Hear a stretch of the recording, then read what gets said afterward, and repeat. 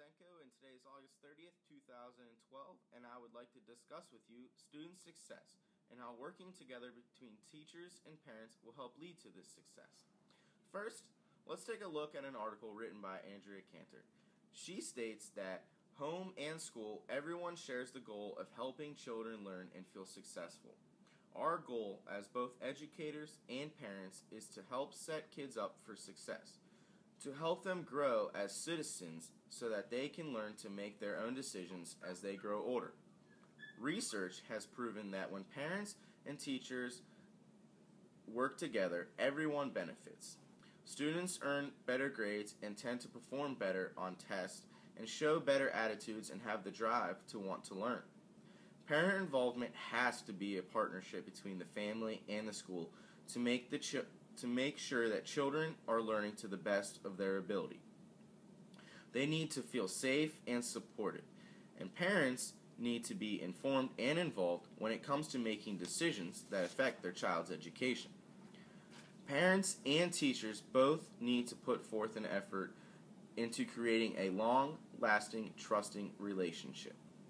Schools realize that people come from different types of backgrounds, communities, states, countries, and may speak different languages. So Andrea Cantor has come up with some tips to help increase homeschool collaboration or parent-teacher collaboration. Tip 1. Schools can provide interpreters and cultural advocates for parents who speak little and or come from other cultures. Tip 2. Schools can plan activities earlier in the year that are used to serve to introduce families and school personnel in a positive setting rather than waiting until a problem arises.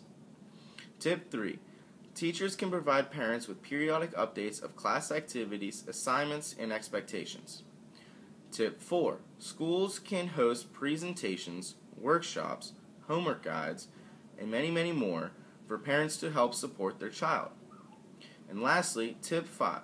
Schools can establish working groups of parents and teachers to address school-wide issues such as discipline, safety, homework, and many other guidelines. A quote from Bernie Poole to help support this theory that he states in his book, Education for an Information Age. He states, "The school's best ally in the task of nurturing a student's urge to learn is first and foremost the parents. It's not that parents don't want to be a part of their child's education. It's just that some school systems don't encourage parents to intervene in their child's education." Next, let's take a look at an article by Linda Starr. She states many reasons why there is a distance between parents and teachers. Reasons like working parents, languages and culture differences, social status, and a history of schools referring to parents as intruders. Members of the Education World Teacher Team came up with some ways to involve parents in the classroom. Communication is key. Some ways to stay communicated are through beginning of the year newsletters, introducing yourself, emails letting parents know of students' progress and upcoming events, monthly open houses so that teachers and parents get to know each other on a more personal level. Next, make sure to invite parents in. This shows them that they know that they are always welcome to come and talk to you about anything, just as you would tell their child. This doesn't have to happen when something bad happens. Maybe it's just a friendly hello. That makes parents feel good and it shows them that their child is safe. And lastly, bring technology into the picture. Some parents aren't able to meet face-to-face in person, but may be able to via the internet. Send out weekly emails and have a blog on the school website.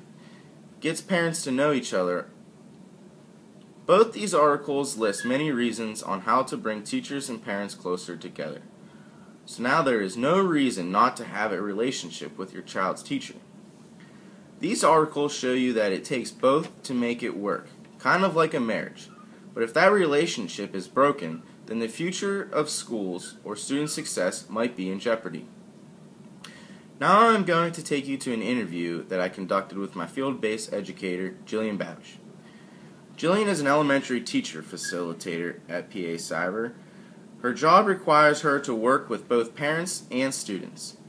She needs parents to trust her, and she needs them trust from them, especially since she is working in an online environment. What do you see as the future of education? Well, working for PA Cyber, I see the online educational value to be a very integral part of the total online educational concept. Even though PA Cyber is online based, it is also very important to have a one-on-one interaction between the teacher and the student. For example, at PA Cyber we have satellite offices, bricks and clicks, building blocks, and many other avenues for one-on-one interaction. I believe in the future at PA Cyber for it to be more hands-on, more discovery-based, and inquiry-based. Students will lead the class with the teachers, assistants, and work through problem-solving assignments with their peers. Even public schools, who have in the past thought against PA Cyber education, are now trying to provide their school districts with cyber education. I believe the future of education will be determined by the future educators. Babish. The next question I have for you is, how do you see technology playing a role in the school systems? Well, technology is going to be the key component of school systems in the future, whether it just be for morning meeting, lessons, or even monitoring the students' progress. It is going to be essential for the students, teachers, and parents to understand technology in the classroom for it to be successful. The youth of today are very computer savvy. If something does not catch their attention, they will not want to learn about it. The children of today always want something bigger and better. With technology, we can do this and make our students more interested and excited about what they are learning. Now, Ms. Babish, I know you are a recent new hire at PA Cyber, but you have plenty of experience in the classroom. So, with that being said, what do you think are the most important concepts to teach students to prepare them for the future? The most important concepts, I believe, to teach these students are, number one, the use of creativity. Without creativity, there will be no new ideas for the future, and there will not be any growth for our technological future either. Number two, I believe socialization is a key concept for the students to learn in the early years of schooling. This allows for positive collaboration for the future with their peers, and it also builds confidence and people skills for presentations and future business type events. The last concept would have to be the understanding of all types of technology. In order for a student to be successful in the future, they need to understand the technology of today and now to understand the technology of the future.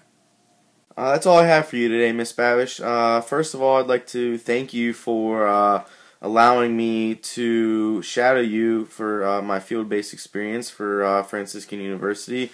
And secondly, I'd like to extend a good luck to you for this upcoming school year and in your classroom. Thank you. I'm so happy that I could help you with this.